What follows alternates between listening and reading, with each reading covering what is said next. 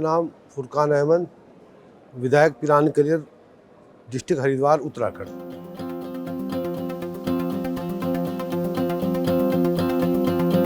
अब मेरी विधानसभा पिरानी कलियर शरीफ, जो एक साबिर साहब की बहुत बड़ी दरगाह है, जहाँ देश विदेश से वहाँ पर जायरीन आते हैं।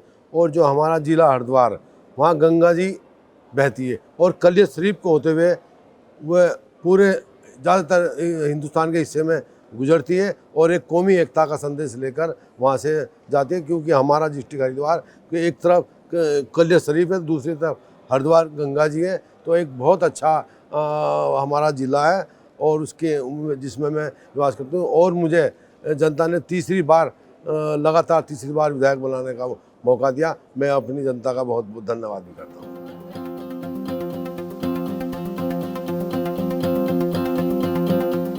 जो ये कार्यक्रम रखा गया बहुत अच्छा रखा गया, क्योंकि इस तरह का प्रोग्राम होने चाहिए।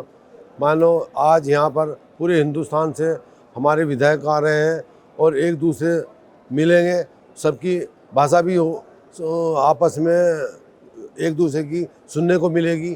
क्योंकि इस तरह का जो सम्मेलन होना चाहिए, जो हमारे पूरे हिंदुस्तान के कोने कोने से यहाँ पर आए, मैं सबका बहुत बहुत तहे दिल से धन्यवाद करता हूँ।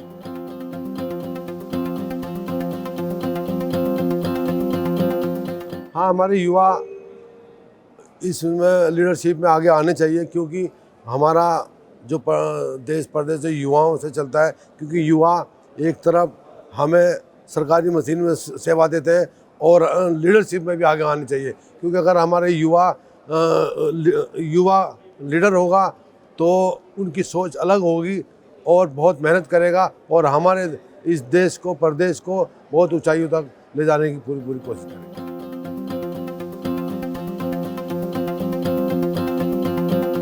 फर्स्ट इलेक्शन में 2007 में मैं रुड़की से चुनाव लड़ा था, जिसमें कम वोटों से मैं हार गया था। उसके बाद 2012 में पिरानी कलियर विधानसभा बनी, जिसमें मेरी जनता ने मुझे जिता कर भेजा। फिर उसके बाद 2017 में चुनाव हुआ, 2017 में मुझे फिर भारी मतों से जिताया। फिर उसके बाद 2022 में विधानसभा का चुनाव हुआ। इस बार मेरी 16,000 से जीत, यानी कि एक रिकॉर्ड मतों से, क्योंकि हमारा छोटा प्रदेश बहुत थोड़े वोटों से जीतते हैं।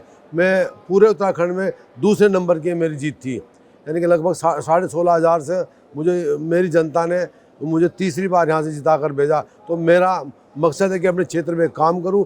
मैंने अपने क्षेत्र में, जब 2012 में हमारी कांग्रेस की सरकार थी, मैंने वहाँ पर डिग्री कॉलेज, कन्या इंटर कॉलेज, पुल, सड़क, कब्रिस्तान, मुराद घाट की बाउंड्रियाँ, जो भी मेरे से जितना भी विकास हुआ, मैंने ज़्यादा से ज़्यादा अपने क्षेत्र में विकास किया। आज वो विकास ही मेरा काम है, उसी के बलबूते मुझे जनता तीसरी बार मुझे जिताकर विधानसभा में भेज रही है।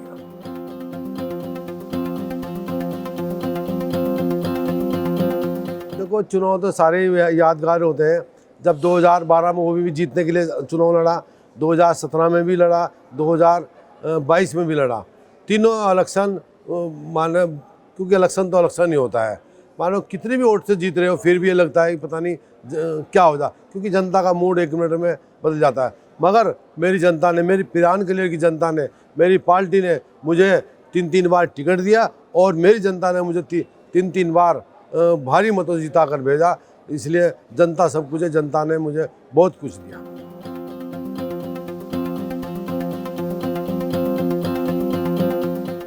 मैं तो, हमारा जो चुनाव लड़ना था यही है। अगर मेरी तमन्ना ये है कि मेरे क्षेत्र एक बहुत अच्छा क्षेत्र बने। माना अभी यूनानी मेडिकल कॉलेज, जो पूरे उत्तराखंड का कई यूनानी मेडिकल कॉलेज है, मैंने स्वीकृत करा रखा, बहुत जल्दी उस पर भी काम शुरू हो जाएगा। और भी मेरी मंशा यही रहती है कि कॉलेज हो, डिग्री कॉलेज हो, इंटर कॉलेज हो, यूनानी मेडिकल कॉलेज, हॉस्पिटल हो, जो भी मेरी जनता सुख ले सके, वो काम हमारे क्षेत्र में होना चाहिए। मेरी मंशा क्षेत्र में विकास की, कि विकास ही मेरा सब कुछ होता है।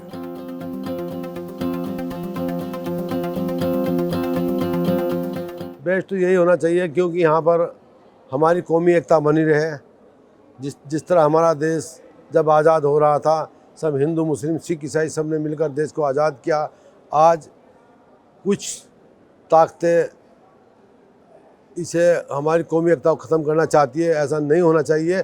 हमारी तो मन चाहिए कि हमारी कौमी एकता बनी रहे और भाईचारा जिस तरह हमारा सदैव चलता है इसी तरह चलता रहे, यही मेरी मेहनत।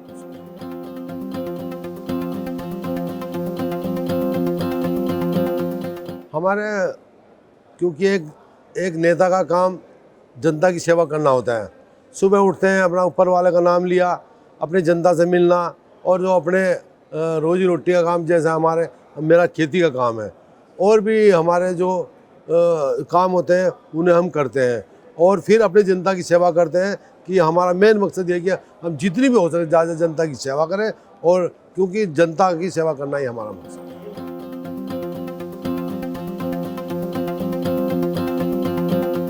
ये सब काम तो सारे करते हैं। मानो अपने बच्चों को भी देखना है, अपना काम धंधा भी देखना है, और अपनी जनता को भी देखना। तो काम तो थोड़ा थोड़ा टाइम हमने बांट रखा कि इस टाइम अपने बच्चों में रहेंगे, और कुछ टाइम अपने जो हमारे बिजनेस है उनमें लगे, और ज़्यादा टाइम हम अपने जनता में देंगे।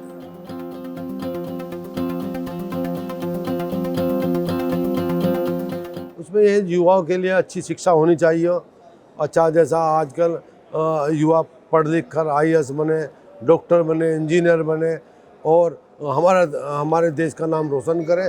क्योंकि युवा, फिर मैं दोबारा कह रहा हूँ, हमारे युवा हमारे देश की रीढ़ की हड्डी होती है, और युवा को जितना भी हम उन्हें प्रोत्साहन करेंगे, उनकी सहायता, हर तरह की सहायता करेंगे, तो युवा मजबूत होगा तो हमारा देश मजबूत होगा।